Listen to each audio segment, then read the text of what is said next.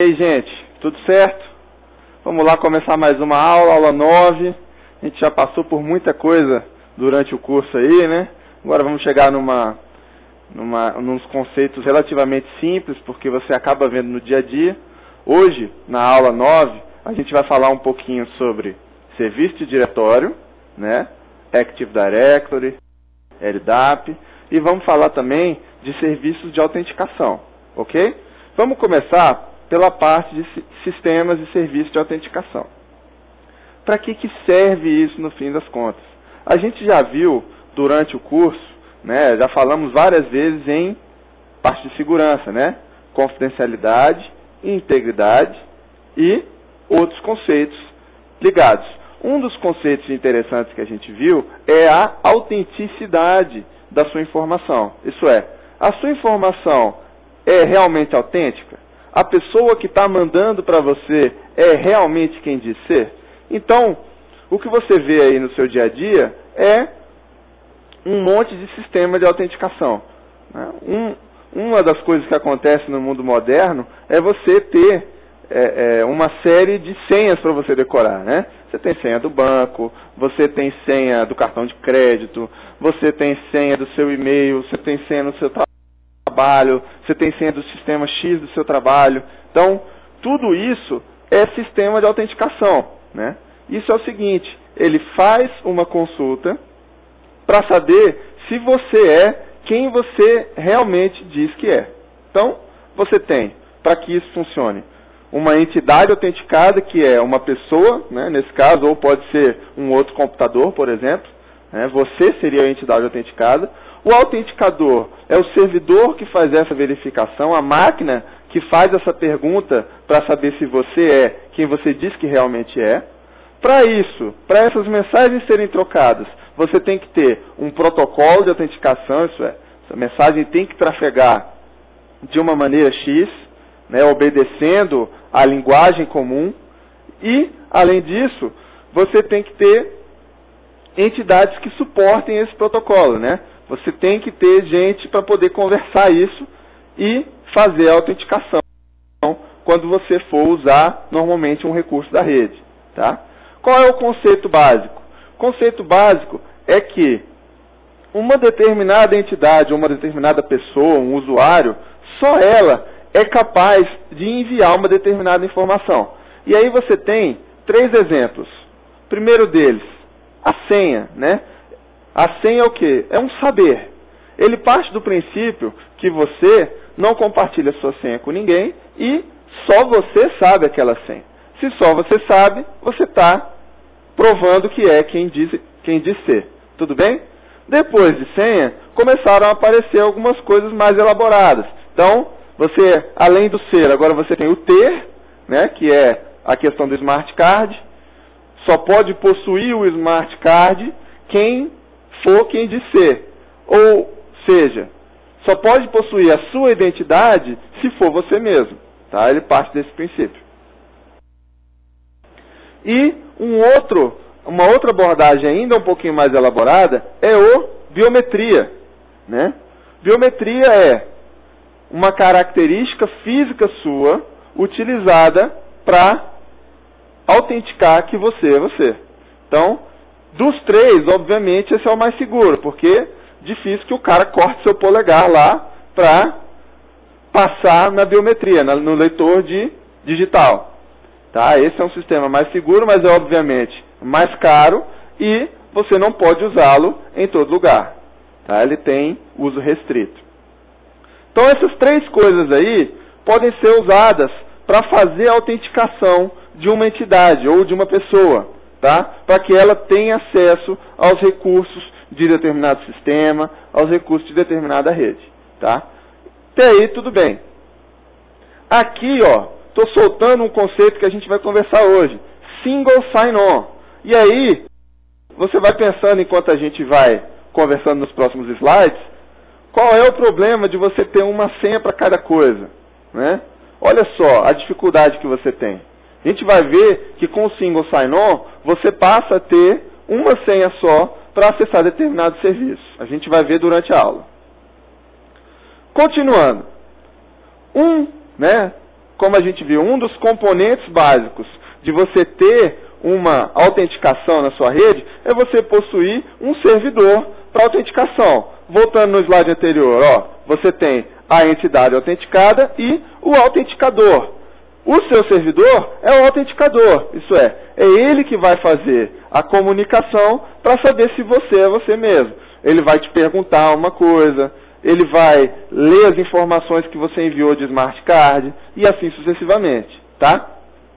Então o que ele faz? Ó, permite autenticar utilizadores para serviços ou os recursos da rede e aplicações dentro da sua rede. Então você tem uma pessoa querendo usar determinado recurso, não pense só em sistema, tá? Você pode pensar aí numa impressora, por exemplo, tá? Uma série de recursos. Então, fulano quer usar aquele recurso. Primeiro eu preciso saber se fulano é realmente fulano. E aí entra o servidor de autenticação. Os servidores de autenticação mais comuns usam Radius, que é o padrão de fato. A gente vai ver logo em seguida como é que funciona o Radius e de onde ele surgiu. E o TACACS, que foi, né, um protocolo aí muito usado, principalmente o pessoal da Cisco, mas que hoje tem sido, né, pouco utilizado, pouco visto. A gente vai ver também, além de Radius e TACACS, a gente vai ver o Kerberos, que é um exemplo de single sign-on. Tudo bem? Sobre os servidores de autenticação, há um conceito muito comum, né, que é o AAA, né, o AAA. Quando você tem um servidor de autenticação ou um serviço, né, completo, uma gama de servidor com protocolo de autenticação, né, com a linguagem como os dados são armazenados no seu servidor, né, quando você tem uma solução completa de autenticação, você vai ter o AAA. O primeiro A, né, a gente vai ver aqui, ó, é de autenticação, né, que é coisa básica, verificar a identidade de quem está querendo usar aquele serviço. A segunda parte, que é o outro A, que é a autorização. Então, vamos lá. Eu sou o professor Rodrigo. Então, no meu servidor lá, tem uma conta de usuário do professor Rodrigo. O professor Rodrigo entrou com o usuário dele, entrou com a senha bateu, tudo certo. Eu entrei na rede. Tudo bem? Beleza. O professor Rodrigo realmente é quem ele é ser, ele pode entrar na rede. Só que tem um segundo passo, que é o passo de autorização. Eu estar autenticado na rede não quer dizer necessariamente que eu posso ter acesso a um determinado recurso da rede. Então eu tenho a rede com diversos recursos, né, com computadores, com impressoras, com usuários, e eu quero acessar um determinado recurso, por exemplo, uma impressora. Dependendo da forma como eu organizar, não necessariamente eu posso imprimir naquela impressora, eu posso imprimir em outra impressora. E é para isso que serve a autorização, para controlar o acesso a determinado recurso. Tá? Qual é a grande motivação disso? Está aí no slide. Segurança da rede. Então, com base nessa informação, você consegue bloquear o acesso à rede, né? Você consegue limitar o acesso à rede só aonde você quer que a pessoa tenha acesso. Ok? Continuando, o terceiro A é de accounting. A tradução literal de accounting é contabilidade, mas o accounting pode fazer contabilidade também. O accounting aqui é mais no sentido, você pode pensar como auditoria. Ele vai gravar as informações de tudo que você faz. Então ele faz aqui, ó, registro de acontecimento envolvendo acesso. Ou seja, quem fez o que e quando. Como assim? Tudo que você fizer na sua rede, né, você acessou um recurso, você digitou uma senha errado, você tentou acessar um recurso que você não tinha direito, etc, etc. Você tem, com base em accounting, como ver essas informações, as informações do acesso. Além disso, você pode ter informação de contabilidade também, né? Quanto tempo você ficou logado na sua conta, quantos bytes você transferiu durante aquela sessão, e assim sucessivamente. Tudo bem? Quem acessou a internet aqui nos primórdios, né, os primórdios que eu digo aí mais de 10 anos atrás, logo que apareceram os primeiros provedores particulares, aqui em Brasília foi a Nutecnet, que hoje é o Terra, né, e mais um outro provedor que a memória está falhando agora, daqui a pouco eu lembro.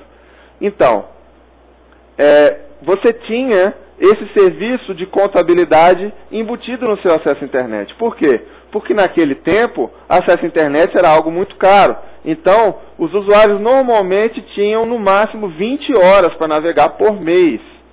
Né? Se você pensar isso hoje, tem gente que passa 20 horas em um dia na internet. Né? Antigamente isso era bem mais complicado. Então, os servidores de autenticação que os provedores usavam naquela época, usavam esse sistema de accounting. E a gente vai ver que essa tecnologia é o Radius, que a gente vai ver daqui a pouquinho. Tá? Um outro detalhe interessante é o uso que você pode ter de serviço compartilhado, né, de segredo compartilhado. Você se lembra quando a gente estudou o PPP na aula de protocolos? O PPP usa, né, só para relembrar aqui, o PAP e o CHAP, para você identificar quem você é. No caso do CHAP, você lembra, ele tem um challenge que é enviado pelo autenticador, né, aquela mensagem de challenge. Eu uso um segredo compartilhado aqui, ó, na minha máquina e devolvo o challenge para a máquina encriptado. Se eu acertei o segredo, ele me concede acesso. Então, aqui é algo que eu sei também, né? Não é uma senha pessoal, mas é um segredo compartilhado. Esse conceito para autenticação também é utilizado, o conceito do segredo compartilhado. Você pode lembrar aí também o caso da criptografia simétrica, né, pessoal? Você se lembra? A criptografia simétrica, você usa a mesma chave para encriptar um dado e para desencriptar um dado, para você codificar e decodificar. Né? Isso também é um exemplo de segredo compartilhado. Né? Por quê? Porque a pessoa ou a entidade lá do outro lado que vai fazer a tradução dessa informação para o texto original vai precisar saber também qual é a chave. Então, é também um segredo compartilhado. Ok? Continuando aí, ó, vamos falar rapidamente aqui sobre o TACACS. Né? TACACS foi um protocolo desenvolvido para comunicação entre um servidor, autorização, autenticação e accounting, né? O AAA, e o NAS, que seria um servidor de acesso à rede, ou Network Access Server.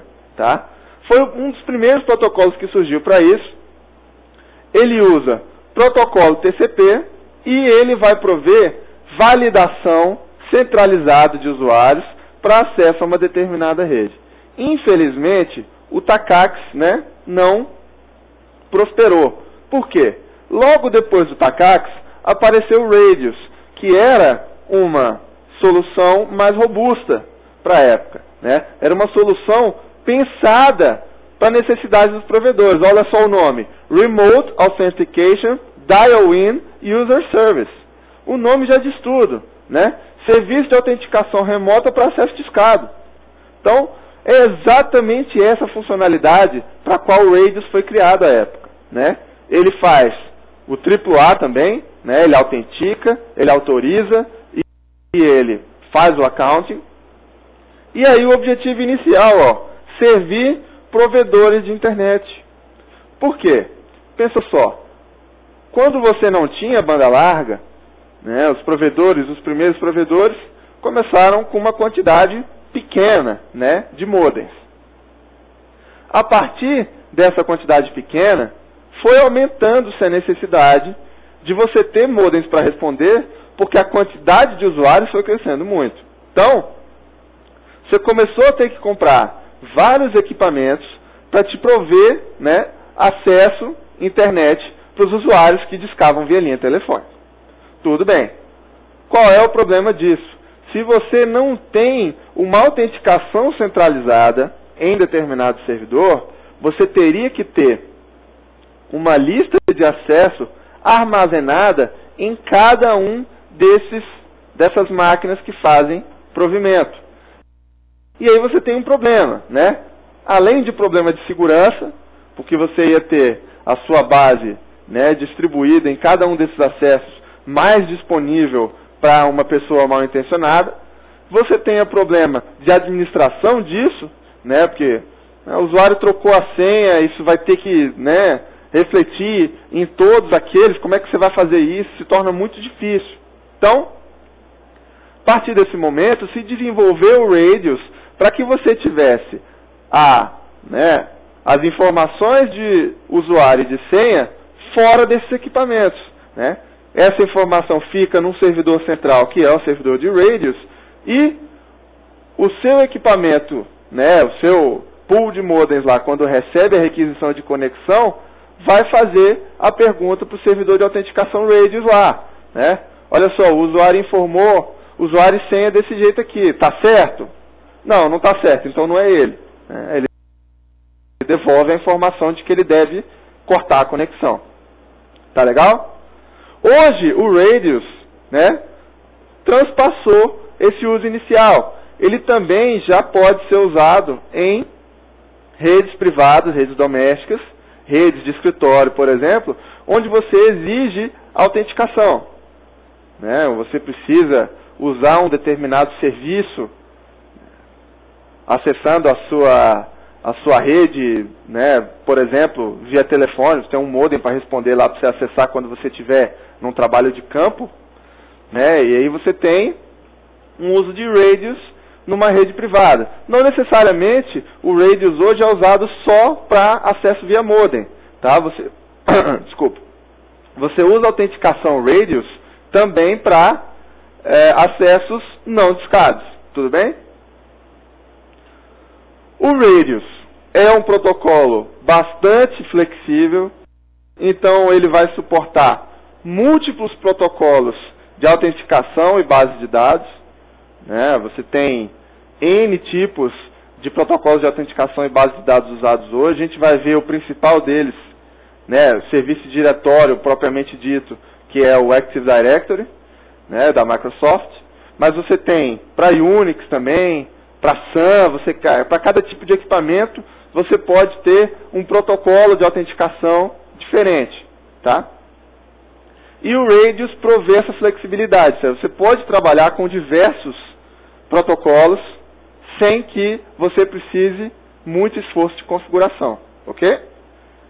E as mensagens entre a máquina que faz o acesso da rede, né, o servidor de acesso à rede, com o servidor Radius de autenticação, essas mensagens vão ser criptografadas. Para quê? Para que você tenha segurança no tráfego de dados entre um servidor e o outro.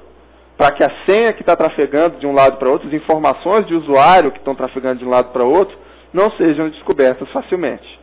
Tá legal? Sobre o Radius ainda.